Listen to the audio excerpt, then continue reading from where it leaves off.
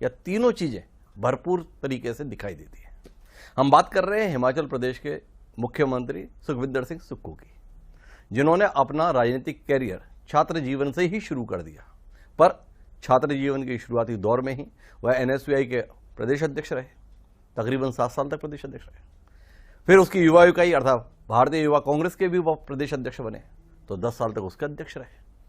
फिर मुख्य संगठन अर्थात भारतीय राष्ट्रीय कांग्रेस की हिमाचल प्रदेश इकाई के भी वो अध्यक्ष रहे और तकरीबन 5 साल से भी ज्यादा समय तक उन्होंने अध्यक्ष के तौर पर काम किया, 6 साल। अब वो मुख्यमंत्री के तौर पर भूमिका में है। तो एक संघर्ष, सफलता और स्थिरता, तो इनके साथ में है सुखविंदर सिंह सुक्खू, जो इस समय हमारे साथ में है। तो सुक्खू जी, बहुत बहुत स्वागत आपका हमारे इस कार्यक्रम में। और सबसे पहले जानना यह है कि इतने लंबी यात्रा, इतना लंबा संघर्ष, संगठन के स्तर पर इतना लंबा काम, उसके बाद मुख्यमंत्री पद का दायित्व, 6 महीने का समय गुजर भी गया, क्या भाया, संगठन या सत्ता? नहीं, ना संगठन भाई ना सत्ता भाई जी। संगठन में काम सीखा जी। सत्ता में प्रयोग किया जी। और निश्चित तौर पर मैं कह सकता हूं कि हम लोग राजनीति में इसलिए नहीं आए कि हमें विलासिता का जीवन जीना और सत्ता के लिए आए हैं। मेरे पहले दिन से ही है कि हम व्यवस्था परिवर्तन करने आए हैं और मुझे खुशी है कि पिछले 6 महीनों से हमने कई प्रकार के महत्वपूर्ण परिवर्तन नियमों में किए हैं, कानून बनाए हैं और समाज के अंतिम व्यक्ति तक पहुंचने की हमने कोशिश की है। उस दृष्टिकोण से मैं आज कह सकता हूं कि हिमाचल प्रदेश जो 40 साल से जो व्यवस्था चली थी उसमें बदलाव करके धीरे धीरे अपने पांव पर खड़ा होने की कोशिश कर रहा है और आत्मनिर्भरता हिमाचल प्रदेश की ओर बढ़ रहा है। तो इस दृष्टि से हमारी सरकार कार्य कर रही है, सभी सदस्य हमारे कार्य कर रहे हैं और आने वाले समय में आप परिवर्तन भी देखेंगे, बदलाव भी देखेंगे और व्यवस्था परिवर्तन भी सुचारू रूप से देखेंगे। परिवर्तन तो हिमाचल के स्वभाव में है, लंबे समय से देखते आ रहे हैं, एक बार कांग्रेस एक बार भाजपा, और आप आमूलचूल परिवर्तन की बात कर रहे हैं। किन के संदर्भ में परिवर्तन की बात कर रहे हैं? आप परमार साहब के परिवर्तन की बात कर रहे हैं, आप वीरभद्र सिंह के परिवर्तन की बात कर रहे हैं, शांता कुमार के परिवर्तन की बात कर रहे हैं, धूमल जी के परिवर्तन की बात कर रहे हैं, या जयराम ठाकुर के परिवर्तन की बात कर रहे हैं? किसके तौर तरीकों से इतनी ना इत्तेफाकी आपको है कि आप कह रहे हैं कि मैं तो बदलाव के लिए आया हूं, मुझे तो व्यवस्था में बदलाव करना है? किसकी व्यवस्था नहीं भारी थी सुक्खू जी को? सत्ता में आते हैं चाहे वो कोई भी थे, परमार साहब हमारे सबसे बड़े विजनरी लीडर थे जी, उन्होंने भी परिवर्तन किया। मैं तो उस व्यवस्था में जो पुराने कानूनों के सहारे आगे बढ़ रही है उसमें हम परिवर्तन करते जा रहे हैं और परिवर्तन दिखना चाहिए, परिवर्तन धरातल पर नजर आना चाहिए। वो परिवर्तन जनता को हिमाचल में नजर आ रहा है और धीरे धीरे ये हम और आगे बढ़ते जाएंगे और जो हिमाचल प्रदेश एक सौंदर्य, प्राकृतिक सौंदर्य से भरपूर था, उस हिमाचल प्रदेश को हम अपने पैरों पर खड़ा करने वाले बदलाव लेके आ रहे हैं, ताकि जो हम कर्ज के बोझ के तले जो दबे हुए हैं और जो आर्थिक बदहाली के दौर से हम गुजर रहे हैं, उस परिस्थितियों पर कैसे पार पाना है और कैसे आगे बढ़ना है, इस दृष्टिकोण से हमारी सरकार कार्य कर रही है और हम धीरे धीरे करके आगे बढ़ रहे हैं और अपने पांव पर खड़ा होने की कोशिश कर रहे हैं। 2 सवाल इसके साथ निकल कर आते हैं।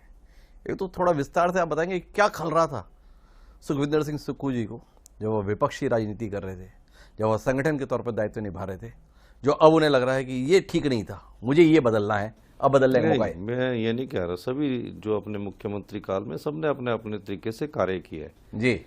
मैं थोड़ा आउट ऑफ बॉक्स जाके भी कार्य करना चाहता हूँ। हम चीज़ों को डिले नहीं करना चाहते जी। जो एक कॉस्ट अगर एक बिल्डिंग बनाने में 3 साल लगने उसको 7 साल बन रहे हैं, 8 साल लग रहे हैं, कई बिल्डिंगें 10-10 साल से बन रही हैं। जो हाइड्रो प्रोजेक्ट्स है हमारे पास उनको बनने में 12-12 साल लग रहे हैं। तो वो क्या हो रहा है, उससे क्या कमी आ रही है? वो डिले है, डिले करप्शन है।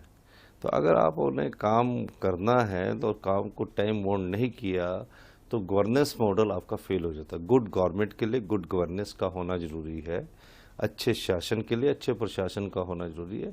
तो प्रशासनिक स्तर पर हमने काम को बढ़ाया है और जो पिछले 40 सालों से जिस अव्यवस्था में जो रूटीन वर्क होता था, एक सरकार आती थी, दूसरी उसमें उसी नियमों के तहत चली जाती थी। जी। एक सरकार आई, दूसरी चली गई, हर बार 5 साल में परिवर्तन हो जाता था। तो हम उस व्यवस्था को परिवर्तित कर रहे हैं, जैसे आम आदमी को, गरीब आदमी को समय के अनुसार उचित उसके जो साधन है, उचित जो उसमें जो उसके लिए हमने कार्य करना वो पहुंच सके, इस दृष्टि से हमारी सरकार कार्य कर रही है। आप अपनी सरकार को इस दृष्टि से काम करना बता रहे हैं। सुर्खियों में आप आ रहे हैं बदहाली के संदर्भ में। पूरे देश में छा गया कि हिमाचल प्रदेश में सत्ता में आने के लिए कांग्रेस ने ऐसे वादे कर दिए जो अब उसे भारी पड़ रहे हैं, वो इतने भारी पड़ रहे हैं कि अपने कर्मचारियों को तनख्वाह देने के लाले पड़ रहे हैं। आपकी भी चर्चा में निगाहों से गुजरी वो खबरें। नहीं, क्या सच्चाई इसमें? मुझे तो ये नहीं समझ आता जी कि कौन से सरकारी कर्मचारी है जिनको पैसे नहीं मिले। जी ये तो एक नैरेटिव सेट किया जा रहा है। जी हमने ओपीएस दिया, जी हमने 1500 रुपए की पेंशन दी, कोई सरकारी उसमें नहीं है। जो भारतीय जनता पार्टी की सरकार ने जो लोन की जिस प्रकार आर्थिक बदहाली में हिमाचल प्रदेश को पहुंचाया जो पिछले 5 साल में, हम उससे उभरने की बात कर रहे हैं। जी हम नहीं कह रहे कि आप कह रहे हैं कि वो कर्मचारियों को, हाँ कौन से कर्मचारी ऐसे जी। है, आप मुझे बता दीजिए। कोई भी हमारे विभाग का, कोई भी कारपोरेशन का, कोई भी सरकारी कर्मचारी ऐसा नहीं है जिसको हर महीने रेगुलर पे ना मिलती हो। जी कुछ कर्मचारियों को 15 तारीख के बाद पे मिलती है, जो कारपोरेशन बोर्ड है जी उनको मिलती है, बाकी तो कोई भी ऐसा कर्मचारी है ही नहीं। ये एक नैरेटिव सेट किया गया। और किसने किया? जैसे आपके दिमाग में है, दिल्ली से पत्रकारों के फोन आए, जी राज्य के पत्रकारों का अभी मेरे सामने फोन कीजिए, जी। कभी ऐसी व्यवस्था नहीं, कभी भी नहीं। कर्मचारी सबसे और ये ज्यादा narrative set 2-2 कौन लाख कर रहा है? 2-2 लाख कर्मचारियों की रैली हो रही है। जी। ये नैरेटिव सेट हुआ ओपीएस के बाद, जी जब दूसरी सरकारों पर दबाव पड़ा कि जब हिमाचल जैसा छोटा प्रदेश अपने सरकारी कर्मचारी जिसकी संख्या काफी है जी। और राज्यों के मुकाबले उनको ओल्ड पेंशन दे सकती है, तो और सरकारें क्यों नहीं दे पा रही है। तो इसको शुरू करने के लिए कि वहां तो देखो ओपीएस देने के बाद ऐसे हालात पैदा हो गए कि वो पे भी नहीं दे सकते, ऐसी बात नहीं है। हम अपने पांव पर 4 साल में अर्थव्यवस्था को लाएंगे। कहने का मतलब ये है कि इस प्रकार के नैरेटिव से सरकार को जो बदनाम करने की कोशिश की गई है सफल होने वाली नहीं है। जी भारतीय जनता पार्टी ने पिछली बार 14,500 करोड़ रुपए कर्ज लिया था और आरबीआई ही कर्ज की लिमिट फाइनेंस मिनिस्ट्री तय करती है। हमने भारत सरकार से पूछा कि आपने हमारे 5,500 करोड़ क्यों काट दी? जी 1780 करोड़ रुपए जो एनपीए का हमको वापस मिलना था वो क्यों नहीं मिला? जी तो इनसे हम कमजोर नहीं हुए हैं, हम कमजोर नहीं हुए, हम मजबूत हुए हैं। और आपको मैं बताऊं, 6 महीने में हमने अपने आय के साधन 2,000 करोड़ रुपए बढ़ा दिए। ये व्यवस्था परिवर्तन का ये कारण है कि हम 600 करोड़ रुपए से ज्यादा की आय शराब में प्राप्त कर रहे हैं। पिछली भारतीय जनता पार्टी की सरकार ने जो शराब के ठेके थे वो नीलाम नहीं किए जाते थे, जी वो हर भरी 10% बढ़ाकर उनको रिन्यू कर दिया जाता था। आज 600 करोड़ बनाए हैं। दूसरा, और हमने कई बदलाव किए जिससे हमको तो 300-400 करोड़ रुपए और इनकम आ रही, हम तो और मजबूत हुए। लेकिन मैंने कहा कि हम अपनी अर्थव्यवस्था को पटड़ी पर लाने के लिए 4 साल लगेंगे और 10 साल में हिमाचल प्रदेश हिंदुस्तान का समृद्धशाली और अमीर राज्य होगा। ये मैं आज आपके सामने कह रहा हूँ। और जिस स्पीड से हम कार्य कर रहे हैं उसमें हम जल्दी ही पटरी पर पार कर लेंगे। लेकिन ये कहना, वो भी दिल्ली के पत्रकार, कोई आज तक का पत्रकार आया, मेरे को तो ये चीज समझ ही नहीं आई कि दिल्ली, आप अपने लोकल पत्रकारों से तो पूछिए कि हिमाचल में क्या व्यवस्था है। जी तो आप जो ये कोशिश कर रहे हैं इसमें केंद्र की सरकार आपकी कितनी मददगार है या कितनी परेशानी पैदा कर रही है? देखिए, केंद्र की सरकार का एक धर्म होता है, जो राज्य की सरकारें होती है, जो उनके शेयर बनता है उन शेयरों में हम हिस्सा लेने के लिए आते हैं जी। और कोई ग्रांट मिलती है किसी योजना के तहत, उसके लिए हम मिलते हैं। और ये हमारा दायित्व बनता है कि केंद्र की सरकार के पास जब वो दूसरे राज्यों की सरकारों को उनका शेयर समय पर देती है तो हम भी उनके पास जाते हैं और उनका, हाँ, ये हमारा अधिकार भी है। और केंद्र सरकार को हम बात करके कहते हैं कि हमारी ये प्रॉब्लम है, इसको सॉल्व कीजिए। कई चीज़ें होती है। अब मैं फॉरेस्ट से संबंधित है केस हमारे कई होते तो हम अपने फॉरेस्ट मिनिस्टर को मिलते हैं। जी। रेलवे से संबंधित हमारे केस है कि हम पैसा दे रहे हैं, हम ऐसी सरकार है जो रेलवे को भी 50% पैसा दे के बोल रही है कि रेलवे लाइन बनाइए हमारे बद्दी में, और पर हमें उसमें इक्विटी कर दीजिए। जब हमारा धर्मशाला का जो एयरपोर्ट है, जिसकी एक्सपेंशंस के लिए भारत सरकार ने अभी तक ना हाँ की है ना की है, तो हमने कहा कि हम 2000 करोड़ रुपया खर्च करके अपनी भूमि कर रहे हैं। तो हम आगे बढ़ रहे हैं। अर्थव्यवस्था का मकसद ये है कि हमें अपने अनुशासित जो फिस्कल डेफिसिट है उसमें अनुशासित होकर अपने राजस्व को बढ़ाना है। आप अपनी कोशिशों को तो बता रहे हैं, पर मेरे सवाल का आपने उत्तर नहीं दिया। केंद्र सरकार आपकी मददगार है या केंद्र सरकार की तरफ से परेशानी आ रही है? देखिए, केंद्र सरकार को मददगार होना ही है, क्योंकि उन्होंने हमको अपना शेयर देना ही है। तो केंद्र सरकार तो मददगार ही है जी। हम केंद्र सरकार पर तो दोष लगा ही नहीं रहे। केंद्र सरकार से जो हमारा अधिकार है हम उसके लिए उनके पास जाते हैं और हमारी बात को वो केंद्र सरकार सुनती भी है। प्रधानमंत्री नरेंद्र मोदी अपना दूसरा घर बताते हैं हिमाचल को। क्या पिछले 6 महीने में ऐसी मदद मिल रही जिससे आपको लगे कि अपने घर की चिंता की जा रही है? ये देखिए, अभी तो मैं उनसे कोई मदद मांगी नहीं है जी। मैंने मंत्रिमंडल के सदस्यों से मदद मांगी, और जब जरूरत होगी तो उनसे भी मदद मांगे। प्रधानमंत्री से मदद मांगने में इतना संकोच क्यों है? नहीं, कोई संकोच नहीं है। राहुल जी की नाराजगी का डर है क्या? नहीं, कोई नाराजगी का नहीं है। वो देश के प्रधानमंत्री हैं जी, हम प्रदेश के मुख्यमंत्री हैं, और जब हमारे कोई इश्यूज आएंगे तो हमने अपने इश्यूज को उनके सामने भी उठाएंगे। हिमाचल प्रदेश की आर्थिक स्थिति ठीक नहीं है, आप स्वयं बोल रहे हैं, आर्थिक बदहाली का शिकार है, तो भी आपको नहीं लग रहा है कि प्रधानमंत्री से इसमें दखल की, मदद की कोई अपेक्षा आपको रखनी चाहिए? जब दखल की बात आएगी हम जरूर बात करेंगे, क्योंकि ये क्यों हुई है जी। हम इन्हें इन्वेस्टमेंट के नाम पर जो अपनी चीजें थी वो ड्रेन कर दी जी। तो पिछले 40 इन्वेस्टमेंट ड्रेन हुआ जी।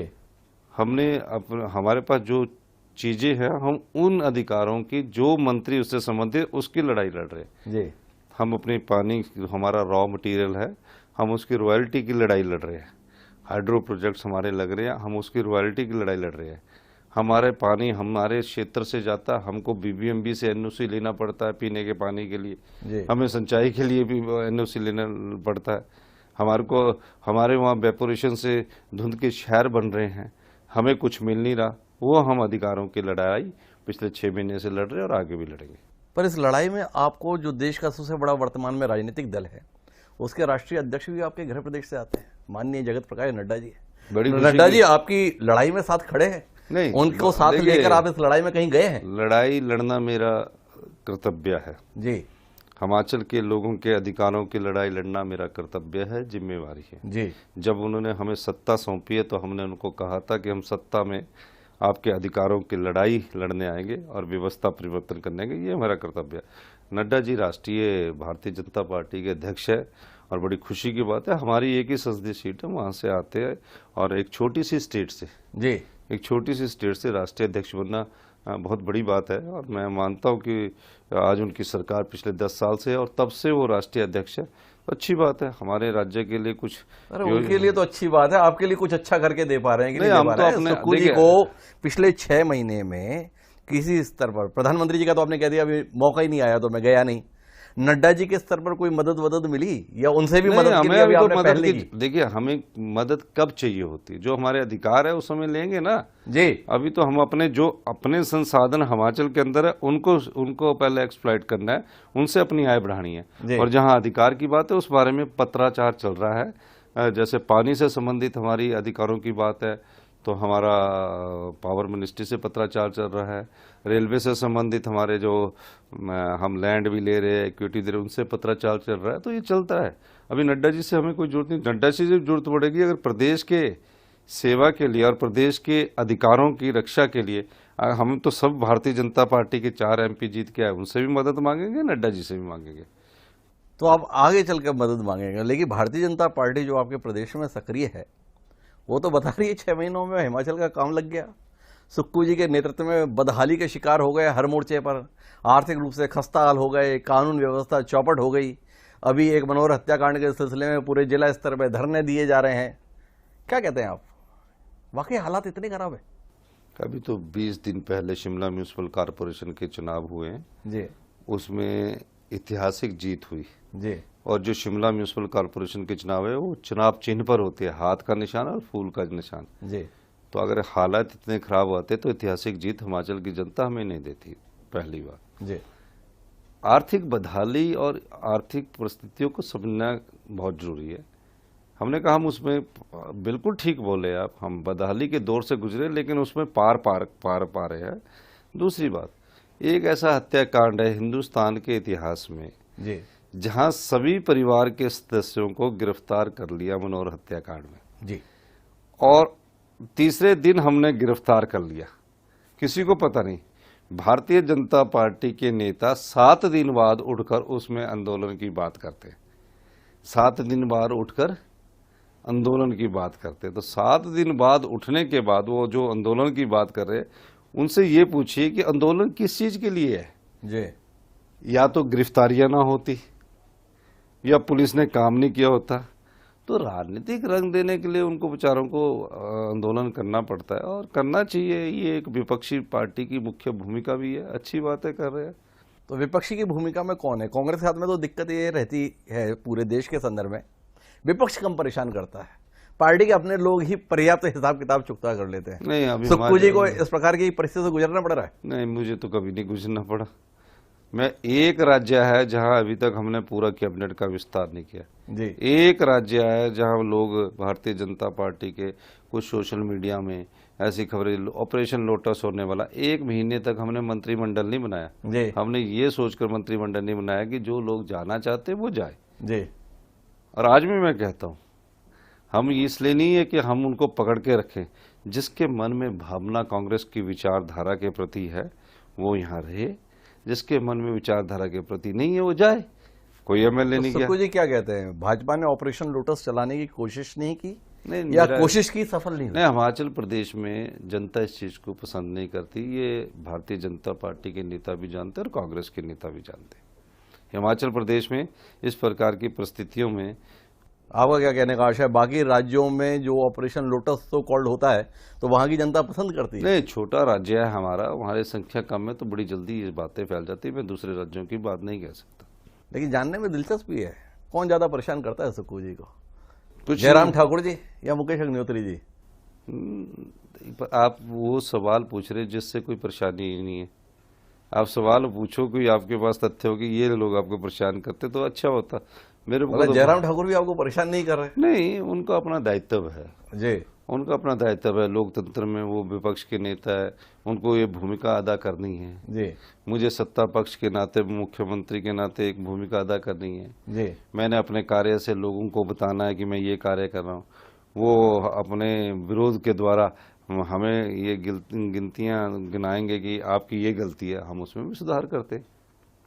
लेकिन जयराम ठाकुर तो लगातार बयान देकर बताते हैं सुक्खू जी की प्राथमिकता में हिमाचल की जनता नहीं, एक परिवार है जो आपको परेशान नहीं कर रहे। उनके बयान तो ये हैं। मैं हमारे राष्ट्रीय नेता है, परिवार नहीं है जी। अगर आप परिवार की बात कर ले तो भारतीय जनता पार्टी के कई परिवार के लोग अभी राष्ट्रीय राजनीति में हैं। जी अब हमारी राज्य से ले लीजिए, धूमल साहब उनके मुख्यमंत्री, उनके बेटे अब कैबिनेट मिनिस्टर्स हैं। जी ऐसे कई उदाहरण हैं। राजनाथ सिंह जी रक्षा मंत्री, उनके बेटे भी वो है। जी तो राहुल गांधी जी का नाम लेकर राजनीतिक रोटियां और उन्हें बदनाम करके जो लोग सेकना चाहते हैं, वो अपनी राजनीति को इस तरह से दोहराना चाहते हैं ताकि वो अपनी राजनीतिक दुकानदारी को चला सके। मैं ये कहता हूँ कि हर एक पार्टी का अपना एक नेता होता है, उसकी एक सोच होती है। ये राहुल गांधी जी को कोई प्रधानमंत्री की कुर्सी का लालच नहीं है। प्रधानमंत्री की कुर्सी तो डॉक्टर मनमोहन सिंह जी के समय 2009-10 में भी उनको मिल सकती थी। पूरी कांग्रेस पार्टी उनके पीछे खड़ी करती थी। उनकी माताजी को भी प्रधानमंत्री की कुर्सी मिल सकती थी 2004 में, 3-4 में, जब संसद के टाउन हॉल में सभी लोग बोल रहे थे कि श्रीमती सोनिया गांधी जी आप देश की प्रधानमंत्री बनो। जब ऐसी बात वो बोल रहे थे, आप बताइए उन्होंने प्रधानमंत्री की कुर्सी का त्याग किया। आज के जमाने में कोई पंचायत प्रधान का कुर्सी का त्याग नहीं करता। श्रीमती को सोनिया गांधी ने प्रधानमंत्री की कुर्सी का त्याग किया। अब भारतीय जनता पार्टी को ये लगता है कि एकमात्र नेता है जो भारतीय जनता पार्टी से किसी भी प्रकार से नहीं डरता। जी उस संदर्भ में उनको विचारों को बदनाम करने की कोशिश की जाती है। क्या जरूरत पड़ी थी राहुल गांधी जी को कन्याकुमारी से कश्मीर तक की पद यात्रा करने के लिए। वो तो एक प्रधानमंत्री के बेटे थे, एक पूर्व प्रधानमंत्री के पड़पोते थे। क्योंकि जब उन्होंने देखा कि देश की एकता और अखंडता में, देश की एकता और अखंडता में कहीं ना कहीं समाज में भय का माहौल है, तो उन्होंने यात्रा की। वो भी प्रधानमंत्री बनने के लिए यात्रा नहीं थी, वो देश के लोगों के लिए यात्रा थी, ताकि इस भय से जो कांग्रेस पार्टी मुख्य विपक्षी दल है, लोगों को ये आश्वासन दे सके कि हम चाहे सत्ता में नहीं है, लेकिन हम विपक्ष में होकर भी हिंदुस्तान की जनता के साथ खड़े हैं। हम राज्य से बाहर निकल के थोड़ा देश के संदर्भ में बात करते हैं, क्योंकि आप संगठन के व्यक्ति हैं और आपने राहुल गांधी को लेकर इतनी विस्तार से बात की। कांग्रेस, सभी लोग मानते हैं कि अपने जीवन काल के सबसे खराब दौर से गुजर रही है। आने वाले भविष्य को क्या देख रहे हैं सुक्खू जी? देखिए, लोकतंत्र की एक विशेषता है जी, जब मतदाता मत डालने जाता है तो उस लोकतंत्र में ये देखता है कि उसके अनुसार कार्य कौन कर सका। 10 साल पहले मोदी जी को लोगों ने जनमत दिया, और हम खराब दौर से नहीं गुजर रहे, हम उन परिस्थितियों से गुजर रहे कि लोगों ने हमें अभी कुछ समय के लिए नकारा है। ये वही लोग थे जब इन्होंने 2009 में डॉक्टर मनमोहन सिंह जी की सरकार को दोबारा चुनकर भेजा था। 10 साल हम भी सत्ता में रहे जी। ये वही भारतीय जनता पार्टी थी जब 2 संसद इनके चुनकर आए थे, आज ये 9 साल से सत्ता में है जी। तो लोकतंत्र में मुख्य विपक्षी पार्टी आज भी पूरे हिंदुस्तान में कांग्रेस पार्टी है जी। उसको चाहे कुचलने की कोशिश की जाए, उसको चाहे किसी भी हथियार से दबाने, ईडी, इनकम टैक्स के हथियार से दबाने की कोशिश की जाए, लेकिन लोकतंत्र में मुख्य विपक्षी पार्टी को खत्म नहीं किया जा सकता जी। अगर आप सोचोगे कि लोकतंत्र में कोई विपक्षी पार्टी रहेगी नहीं तो वो लोकतंत्र नहीं रहा, वो तानाशाही रहा।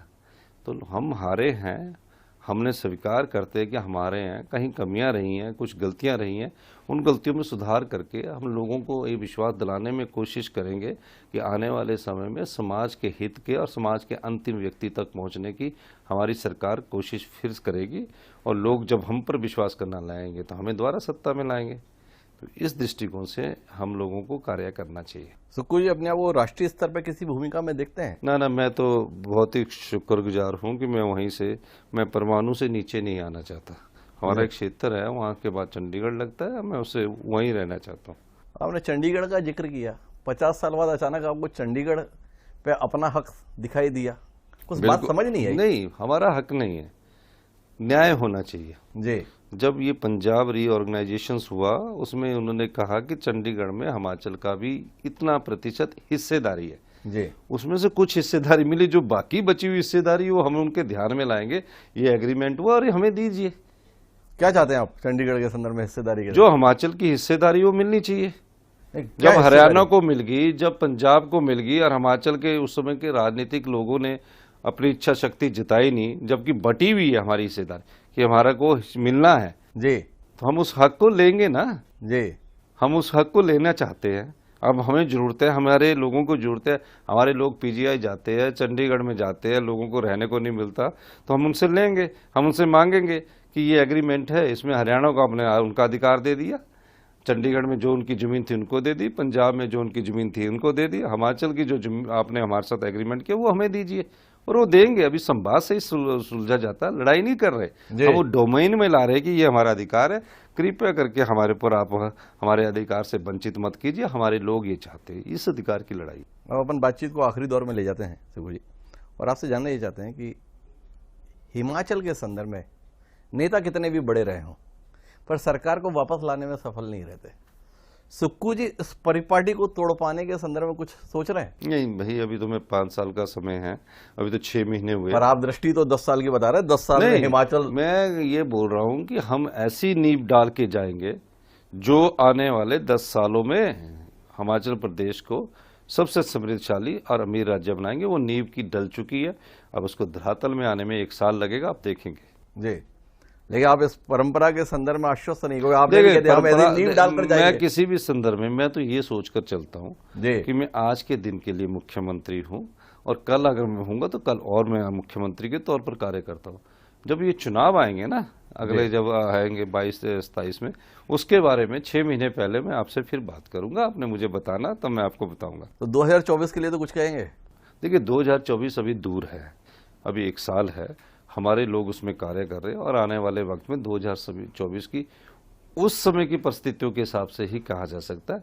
मैं कोई भविष्यवक्ता नहीं हूँ वह, लेकिन मैं ये कह सकता हूँ कि अगर हमने अच्छा कार्य किया होगा तो 2024 में लोगों का मत हमारी तरफ जरूर आए। इस दृष्टिकोण के अंतर के संदर्भ में क्या कहेंगे? जनवरी में देश के प्रधानमंत्री नरेंद्र मोदी कहते हैं कि अब समय नहीं बचा है, 400 दिन बचे हैं, एक एक कार्यकर्ता लग जाए।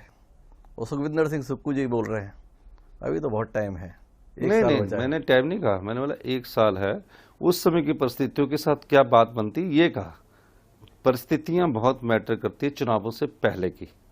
अभी चुनावों से पहले की वो परिस्थितियां जब भी आती, हमारे कार्यकर्ता भी भागदौड़ कर रहे हैं, पर चुनावों की परिस्थितियां जब भी आती है तब उस समय 2 महीने पहले आपको लोगों का ट्रेंड पता लगता है। आप भी इसके जनता टीवी के एडिटर है, आप भी जानते हैं कि कैसे परिस्थितियां बदलती है। धीरे धीरे विस्परिंग कैंपेन हिंदुस्तान की जनता करती है और उस समय वोट डालने तक पता लगता है कि आज ये स्थिति रही है।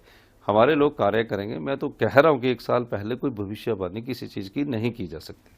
आखिरी सवाल, आपकी बायोग्राफी देखता हूं तो पता चला कि आपने बड़ा संघर्ष किया जीवन में। आपके पिता एक वाहन चालक हुआ करते थे, अपने कॉलेज की पढ़ाई करने के लिए आपने अखबार बेचे, दूध बेचा, नहीं, वॉचमैन की नौकरी की। नहीं, वॉचमैन नहीं, मिलक दूध बेचा जी, एजेंसी होती थी जी, अखबार नहीं। तो मैं जानना ये चाहता हूं आपसे, एक जना बताता है कि उसने चाय बेची, वो देश का प्रधानमंत्री हो गया। एक व्यक्ति ने दूध बेचा, वो प्रदेश का मुख्यमंत्री हो गया। दूध बाकी लोगों के लिए कुछ बचेगा कि नहीं बचेगा? नहीं, ऐसा नहीं है। पहले समझिए, जब हम पढ़ते थे तो सुबह उस समय दूध की डेयरी का नहीं एक एजेंसी मिली थी जी, और एजेंसी मिली थी, उसमें सुबह 2 घंटे दूध बेच के आपके पैसे बन जाते थे। तो मैं और मेरा एक दोस्त था कि ये पैसे बन रहे तो हम काम कर लेते। इस दृष्टिकोण से हमने दूध को बेचा और खड़े होके उसमें क्या प्रॉब्लम है? जब आप मेहनत करते हो तो जीवन में कुछ ना कुछ मेहनतनामा आपको मिलता ही और है। कुछ अचंभा नहीं होता आपको कहां से चले थे और कहां तक पहुंच गए? इसको लेकर क्या सोच है सुखविंदर जी की? मैं मानता हूं कि मैं तो 17 साल में कॉलेज का क्लास CR बन गया था जी, और 21 साल में मैं प्रेसिडेंट बन गया था गवर्नमेंट कॉलेज शिमला, हिमाचल की कैपिटल का मैं प्रेसिडेंट था जी, कॉलेज का ना। एक ही कॉलेज होता था, बाकी 2 गर्ल्स कॉलेज होते थे, सेंट बिट्स कॉलेज और ये। तो अचंभा नहीं है, मेहनत करने का मेरी स्वभाव में है और मैं मेहनत करता हूँ। और उस समय क्या होता था कि माता पिता जी ये कहते थे कि कहीं सरकारी नौकरी लग जाए तो अपना गुजारा कर लेते थे जी। इस तरह का होता था। लेकिन हमारी तकदीर राजनीति की तरफ थी तो हम राजनीति की तरफ बढ़ गए और अपने आप को अपने पांव पर साबित करते करते आगे बढ़ते गए। तो आज सेवा करने का मौका मिला है तो सेवा कर रहे हैं। तो आखिरी जनता को आप क्या बात कहना चाहेंगे इस कार्यक्रम के माध्यम से? तो सीधे आप संबोधित करें जनता को कि आज इस मुकाम पर हैं, आने वाले समय के लिए सुक्खू जी क्या सोचते हैं? आप मेहनत करनी चाहिए, इंसान को संघर्ष करना चाहिए, ईमानदारी से काम करना चाहिए। मेहनत भगवान भी देखता है और अगर हम अच्छे कर्म करेंगे तो उसका आपको जीवन में जरूर फायदा मिलता है। यही मैं कह सकता हूँ, चाहे किसी भी फील्ड में, राजनीतिक फील्ड में हो या व्यापारी की फील्ड में हो या बिजनेसमैन की फील्ड में या पत्रकारिता के फील्ड में, अगर आप मेहनत करते हो और आगे बढ़ते हैं तो आपको कोई चीज़ रोक नहीं सकती किसी भी जगह से। अड़चने देखिए हर जगह आती है, चाहे किसी भी चीज़ में चले, अड़चने पैदा करने वाले हाँ आपके पास लोग होंगे ही, लेकिन उन अड़चनों को पार करने के लिए आपको और डबल संघर्ष करना पड़ता है, तब आगे बढ़ते। तो बड़े मर्म की बात जो सुखविंदर सिंह सुक्खू जी कह रहे हैं वो ये है कि मेहनत का कोई विकल्प नहीं है। अगर आप ईमानदारी से मेहनत करते हैं तो ईश्वर भी देखता है। संघर्ष का समाधान मेहनत से होता है और यह मेहनत ही है कि एक बेहद साधारण परिवार में जन्म लिए हुए सुखविंदर सिंह सुक्खू आज हिमाचल प्रदेश के मुख्यमंत्री के तौर पर बैठे हैं। उनका दावा है कि वो ऐसी नींव तैयार कर रहे हैं कि आने वाले 10 वर्ष में हिमाचल एक उन्नत राज्य के तौर पर देश के सम्मुख होगा। तो कुल मिलाकर उनके सपने के संदर्भ में हमारी शुभकामनाएं। सुक्खू जी आपका बहुत बहुत धन्यवाद इस चर्चा का हिस्सा बनने के लिए। तो दोस्तों आज के इस कार्यक्रम में इतना ही, जल्द फिर मिलेंगे किसी नई शख्स से। मुझे दीजिए इजाजत, सदा प्रणाम।